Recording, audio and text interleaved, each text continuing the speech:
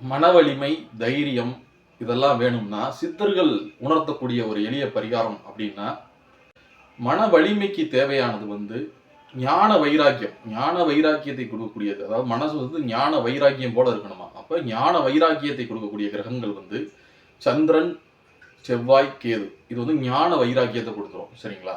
அப்ப அதுக்கு சித்தர்கள் உணர்த்தக்கூடிய பரிகாரம் கடலை மிட்டாய் சாப்பிடணும். கடலை மிட்டாய் வாங்கி சாப்பிட சாப்பிட மனசுக்குள்ள நல்ல ஒரு வைராக்கியமான ஒரு உணர்வு ஏற்படுத்தி கொடுக்கும். அதே போல மலையேற்றம். மலை ஏறும் பொழுது உங்களுடைய மனமும் சரி, உடலும் சரி வலிமையாகி உங்களுக்கு சகலவிதமான எதிர்மறை ஆற்றல்ல இருந்து, அதே போல கோழைத்தனத்திலிருந்து வெற்றியடைய மன வலிமையை தந்து ஒரு பெரிய ஒரு வெற்றியை கொடுக்கும். நீங்க பழனி மலை ஏறும் பொழுது, பழனி மலை இதுக்கு பரிகாரமாக பண்ணணும்னா பழனி மலை ஏறலாம். பழனி மலை ஏறும் பொழுது உங்களுக்கு இந்த செவ்வாய், சந்திரன், கேதுவுடைய ஆதிக்கம் பரிபூர்ணமாக கிடைத்து, பௌர்ணமி அன்னைக்கு ஏறினீங்கன்னா இன்னும் விசேஷம். ஏறும் பொழுது உங்களுக்கு அபரிமிதமான உடல் வலிமையும் மன வலிமையும் கிடைக்கும். நன்றி, வணக்கம்.